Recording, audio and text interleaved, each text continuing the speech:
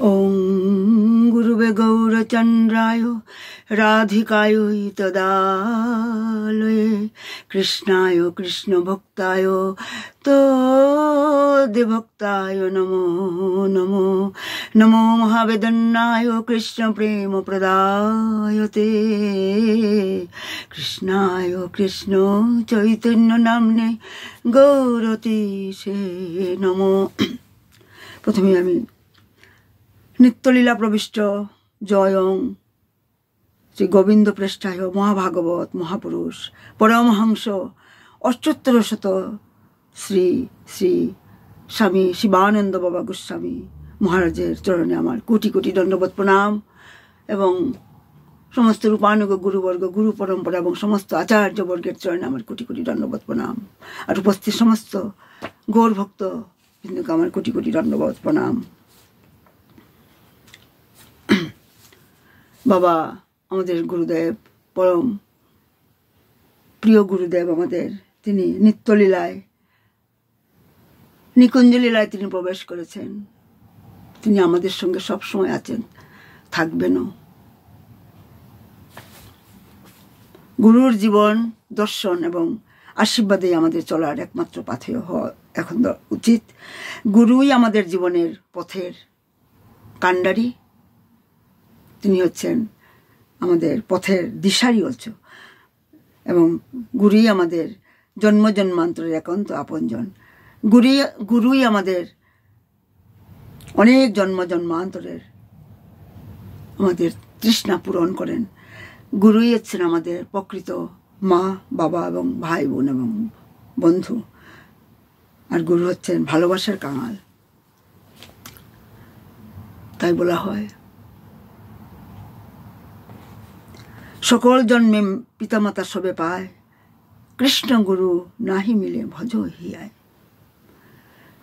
সব জন্মে আমরা মনুষ্য পাখি হয়ে বা বৃক্ষ হয়েও আমরা বিভিন্ন আমাদের আত্মা সব জন্মে আমরা মাতা পিতা আমরা পেয়ে থাকি। এটা খুব কঠিন ব্যাপার নয়, কিন্তু সদ্গুরু এবং কৃষ্ণকে পাওয়া অত্যন্ত কঠিন। তাই মানুষের কর্তব্য হচ্ছে শ্রীকৃষ্ণের প্রতিনিধি শ্রী গুরুদেবের সংস্পর্শে আসার সৌভাগ্য হলে সেই সুযোগ তৎক্ষণাৎ গ্রহণ করা উচিত, কারণ শ্রী গুরুদেবের পরিচালনায় ভগবত ধামে ফিরে যাওয়া যায়। আর জীবনে এইরকম মহাপুরুষ, এইরকম সদ্গুরু আমাদের জীবনে নিজের সাধনার দ্বারা কিন্তু আসে না।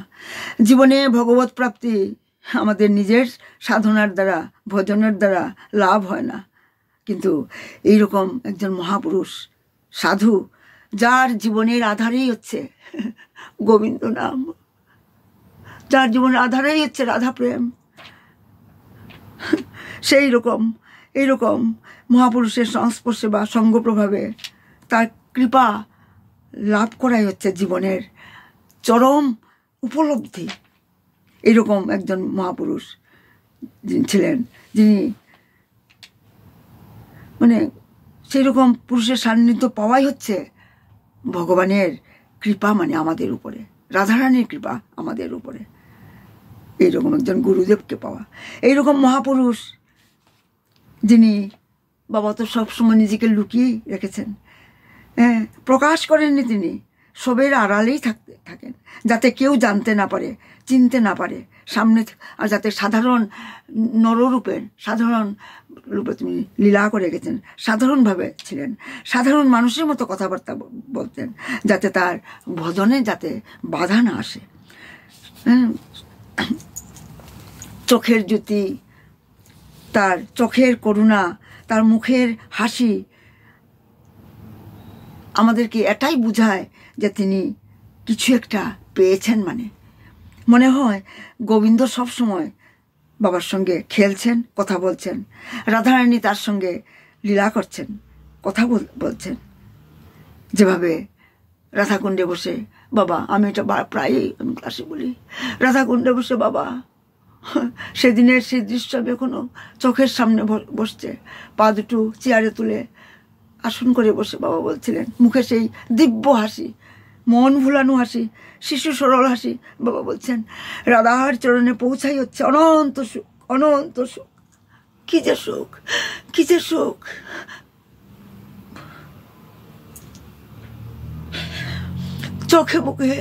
চোখে মুখে সেদিন বাবার চেহারাতে উজ্জ্বল একটা জ্যোতি দেখা গিয়েছিল।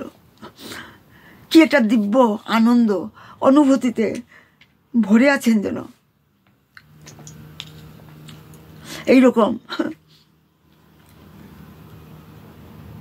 একজন মহাপুরুষ কি আমরা সামনে থেকে আমরা জানতে পারলাম না। কত দুর্ভাগ্য আমাদের, কত অধম আমরা, কত অধম, কত অধম আমরা।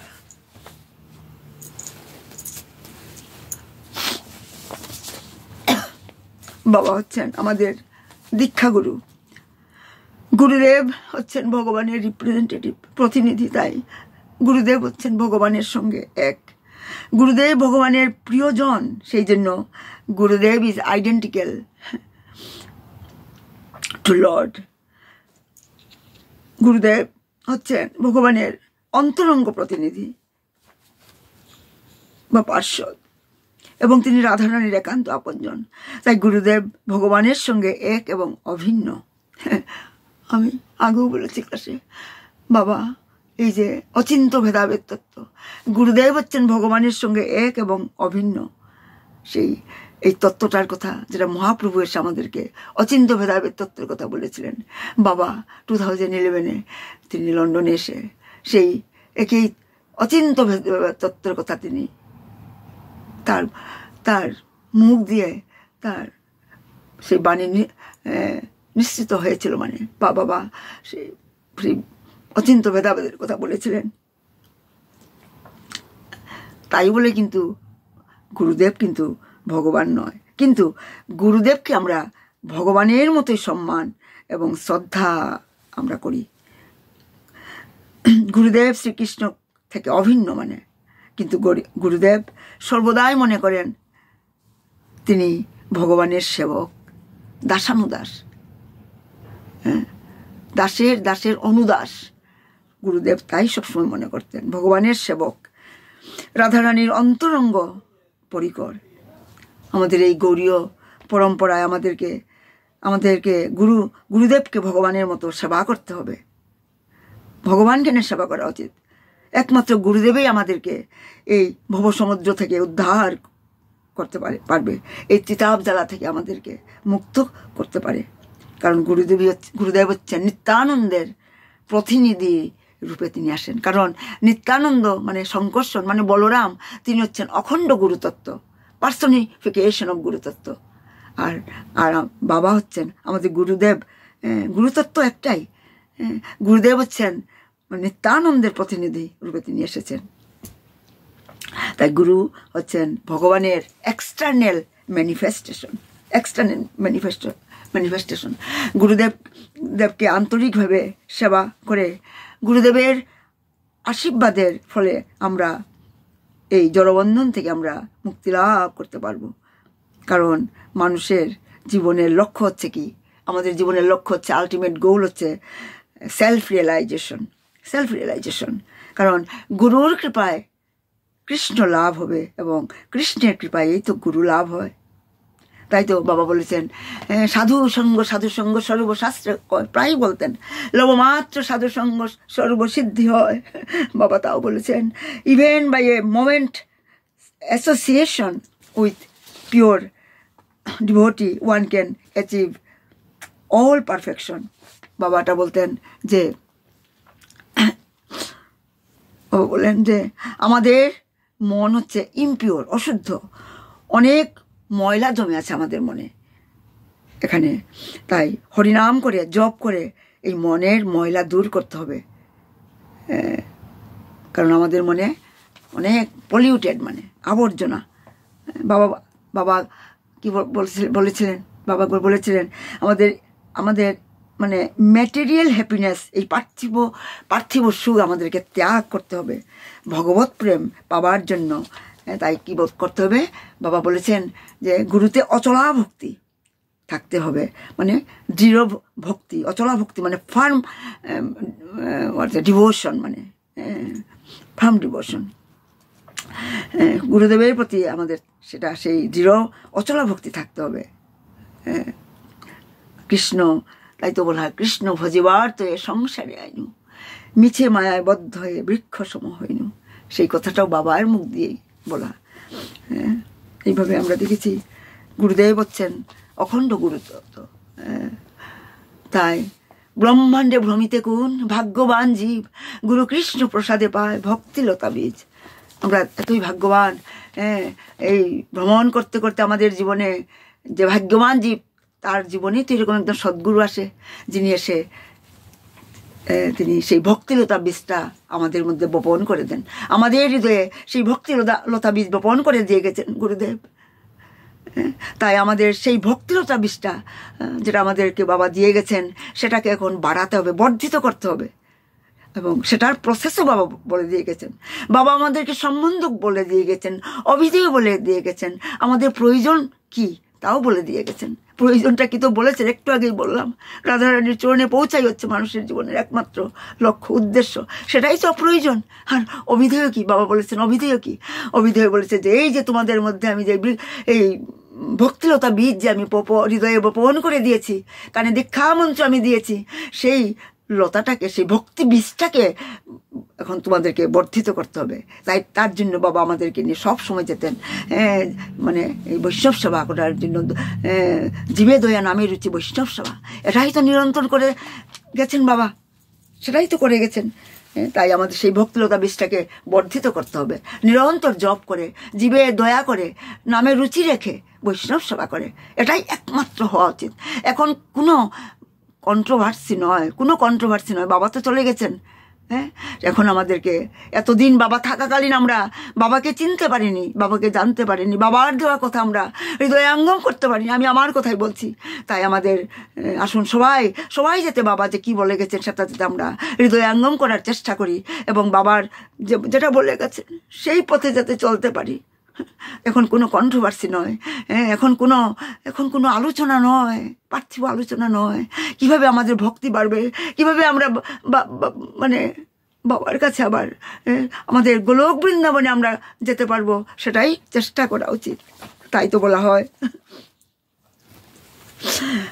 যে জীবন, এই পৃথিবীতে জীবের ঝলমলে আমাদের যে জীবন, আমরা যে এই যে ঝলমলের জীবনেই তো আমরা ভাবি মানে কত আনন্দ এখানে। এই ঝলমলের জীবনেই কিন্তু সব নয়, আর মৃত্যুও শেষ নয়। মৃত্যুর পর শুরু হয় জীবনের আরেকটা অধ্যায়। সংসারের উপরে মৃত্যুর পরেও আছে অফুরন্ত অমৃতময় জীবন, আরও সুন্দর জীবন। এই যে আমাদের যে জড়জাগতের জীবন থেকেও আরও সুন্দর জীবন হচ্ছে এই মানে মৃত্যুর পর শুরু হয় সেই জীবনের, সেটা হচ্ছে আরও সুন্দর জীবন, সব পাওয়ার জীবন। সেই জীবনটা কীরকম? তাই বলা হচ্ছে যে সেই জীবনটা হচ্ছে মানে কাম্যবনে এক বাবাজি ছিলেন, তিনি শুক্লা দ্বাদশীতে তিনি অপ্রকট হয়েছিলেন, মানে আর তিনি সজ্ঞানে মানে কথা বলতে বলতে তার দেহ ভঙ্গ হয়েছিল। বলেছিলেন আমার কি বলা হয়, লেহেঙ্গা কোথায়, আমার আঙ্গিয়া কোথায়, আমার মানে জপমালাটা কোথায়, আমার কাচুলি কোথায়, আমার ঘাগড়া কোথায়, আমার উড়না কোথায়? কেন? মৃত্যুর পূর্ব মুহূর্তে এইগুলি তিনি খুঁজছিলেন, কারণ তিনি অভিসারিকার মানে গোপী সেজে তিনি মৃত্যুকে বরণ করতে চেয়েছিলেন। গোপীভাবে অভিসারিকার বেশ নিয়ে মানে অভিলাষ প্রকাশ করতে করতে তার নশ্বর দেহটি ত্যাগ করেছিলেন। যেভাবে আমি দেখেছি, লিখেছে আমাদের প্ল্যাটফর্মে সৎসঙ্গে, যে বাবা সজ্ঞানে দেহত্যাগ করেছেন, 3 ঘন্টার জন্য জব করেছেন। বাবা তখন জব করেছিলেন, বাবা তখন রাধারানীর সঙ্গে কথা বলছিলেন 3 ঘন্টা যাবৎ। তিনি তার মৃত্যুর মানে দেহটাকে যে সে মৃত্যুর পর যে আরেকটা অধ্যায়, যে তার একটা সুন্দর অমৃতময় জীবনের চিন্তা করে তিনি তার নিজের মানে কি বলে পার্শ্বদের সঙ্গে তিনি নিত্যলীলায়, তিনি নিকুঞ্জ লীলায় প্রবেশ করার জন্য তিনি প্রস্তুতি নিচ্ছিলেন এবং রাধারানীর সঙ্গে কথা বলছিলেন। কথা বলছিলেন তিনি। তাই বলা হয় যে মৃত্যুর উপরে আরও ব্যক্তময় সুন্দর জগৎ, সেই জগৎকে তো আমাদের কবিগুরু রবীন্দ্রনাথ ঠাকুর কি বলেছেন, সেই জগৎকে, সেই মৃত্যুর পরের জগৎকে কি বলেছিলেন? অমৃত ভবন বলেছিলেন, অমৃত ভবন বলেছিলেন। মৃত্যুকে বলেছিলেন তিনি মরণরে মরণরে মরণরে তুহু মম শ্যাম সমান। তার কাছে মরণ মরণ নয়, সেটা হচ্ছে নূতন জীবন, নূতন জীবন একটা। আর মৃত্যু কি বলে? আমি তোমার জীবন তরিবাই, মানে তাই জীবনের তরিকে সে এঘাট থেকে ও ঘাটে টেনে নিয়ে যায়, মানে তাই তো বাবা বলেছেন মৃত্যু কি? এই দেহ থেকে আরেকটা দেহ, সেটাই হচ্ছে মৃত্যু। এই বাড়ি থেকে আরেকটা বাড়িতে যাওয়া, সেটাই হচ্ছে মৃত্যু। সেটাই হচ্ছে গৌড়ীয় বৈষ্ণবের জীবন দর্শন, মানে মৃত্যু নহে শেষ, তবে আছে আছে অবশ্যই এ নদী পাহাড়, আছে আছে সেই স্থানে জীবনের শুভ সমাচার, সেই শুভ সমাচার। সেটাই তো বাবা আমাদেরকে জানাতে এসেছিলেন, সেই শুভ সমাচার, জীবনের সেই শুভ সমাচার জানাতেই এসেছিলেন মহাপ্রভুর। আমাদের সরগোস্বামীরা যেভাবে এসেছেন, আমাদের বাবা, আমাদের প্রিয় বাবা শিবানন্দ বাবা, যাকে আমরা আদর করে আমরা বাবা বলে ডাকি, সেই শুভ সমাচারটি সেটা কি? সেটা হচ্ছে শ্রীকৃষ্ণ সন্দেশের, শ্রীকৃষ্ণ চৈতন্য সন্দেশ। তাই তো বলছেন যে মৃত্যুর উপরে অমৃত সদন, সেটা হচ্ছে শ্যামনিকেতন। গোলক বৃন্দাবনটা তো শ্যামনিকেতন। সেখানে চন্দ্রশালিকায় দাঁড়িয়ে আছেন শ্যাম, ভগবান শ্রীকৃষ্ণ দাঁড়িয়ে আছেন স্বাগত জানাবার জন্য। আর আমাদেরকে সেটাই তো বাবা জানিয়ে গেছেন। আমরা কি যেতে চাই সেই অমৃত ভবনে, অমৃত সদনে? তবে সেই বাড়িটাই যেতে হলে, সেই স্বামীর বাড়ি যেতে হলে প্রবেশপত্র লাগবে, এবং সেই প্রবেশপত্রটাও আমাদেরকে বাবা বলে গেছেন। আমরা কি সেটা বুঝতে পেরেছি? আমরা হৃদয়ঙ্গম করতে পেরেছি? নাকি আমরা আমাদের স্বার্থের জন্য, আমরা সবসময় আমাদের বিচার জানাবার জন্য তো আমরা গুরুদেবের কাছে সবাই গেছি। আমরা অনুরাগ নিয়ে তো যাইনি গুরুদেবের কাছে কখনো, আমরা বিচার নিয়েই গেছি, অনুরাগ দিয়েছি সংসারকে, স্ত্রী পুত্র বন্ধু বান্ধবকে, আর বিচার দিয়েছি আমরা গুরুদেবকে। কিন্তু এখনো সময় আছে, আমাদেরকে এখনো সময় আছে। বাবা তাই হঠাৎ করে চলে গেলেন, আমাদেরকে সেই শুভ সমাচার দিয়ে গেলেন। এখনো সময় আছে, আমাদের অনুরাগটাকে দিতে হবে গোবিন্দের চরণে, অনুরাগ দিতে হবে রাধারানীর চরণে, অনুরাগ দিতে হবে গুরুদেবের চরণে, আর বিচার দিতে হবে সংসারকে। সেই প্রবেশপত্রটা বাবা বলে গেছেন, মহাপ্রভু বলে গেছেন। সেই প্রবেশপত্রটা কি? সেই অমৃত সদনে যাওয়ার, সেটা হচ্ছে হরিনাম জপ। তাই তো বাবা বলতেন জপ করো, জপ করো, নিরন্তর জপ করো। আর সেই প্রবেশপত্রটির যোগান দিতেই এসেছিলেন আমাদের এই সরগোস্বামী, যেভাবে এসেছেন মহাপ্রভু, যেভাবে এসেছেন আমাদের গুরুদেব। আমি আজ বেশি বলতে পারছি না।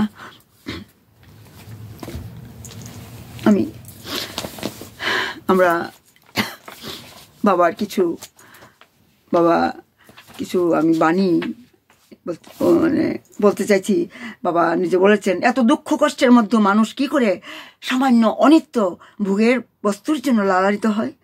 কারণ জীবন হচ্ছে দুঃখময়, জীবন হচ্ছে দুঃখময়। বহুজন হিতায় বহুজন সুখায়। বেদের কেবল তাত্ত্বিক আলোচনার দ্বারা মানুষের মানে কি বলা হয়, আত্যন্তিক দুঃখ নিবৃত্ত কি করে সম্ভব? কারণ প্রকৃত সাধু দর্শন এবং ঈশ্বর দর্শন একই কথা। মমত্ব দূর না হলে আমাদের সত্য জ্ঞান হবে না, আর হৃদয়ও নির্মল হবে না, হৃদয় স্বচ্ছ হবে না। হৃদয় যখন আবিলতাবিহীন হয়, তখনই তাতে স্ফুরিত হয় কি স্ফুরিত হয়? ভাগবত প্রেম, ভগবানের স্পৃহা, মানে কারণ আমাদের মন হচ্ছে অত্যন্ত চঞ্চল, বিষয়মুখী এবং ইন্দ্রিয় পরিতৃপ্তিতে মানে উন্মুখ, মানে আর ইন্দ্রিয় চাঞ্চল্যমুক্ত এবং সমতাযুক্ত হলে তখনই আমাদের স্থির বুদ্ধির স্ফুরণ হয়। এগুলি বাবার কথা, মানে বাবার সৎ বাবা আরও বলেন, সৎ চিন্তা, সৎ ভাবনা, সৎকর্ম মস্তিষ্ককে সুস্থ রাখে। জিহ্বাকে সংযত করলে, মানে জিহ্বাকে সংযত রাখলে শরীর সুস্থ হয়। কারণ এই জিহ্বাটার কোনো ব্যাকবোন নেই। The tongue has no backbone. তাই তো যার জন্য আমাদের রামায়ণের আর মহাভারতের যুদ্ধ হয়েছিল কেন? যখন জিহ্বাটা সংযত না করার জন্য।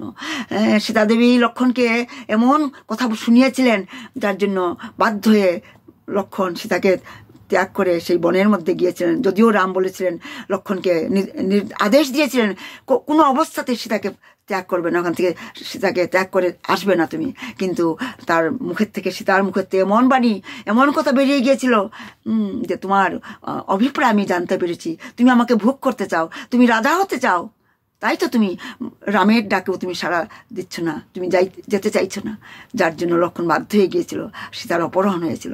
যেভাবে দ্রৌপদী বলেছিল লাইক ফাদার লাইক সন, দুর্যোধনকে বলেছিল পিতা যেমন অন্ধ তুমিও অন্ধ, যার জন্য তো আমি আর ডিটেলস বলছি না।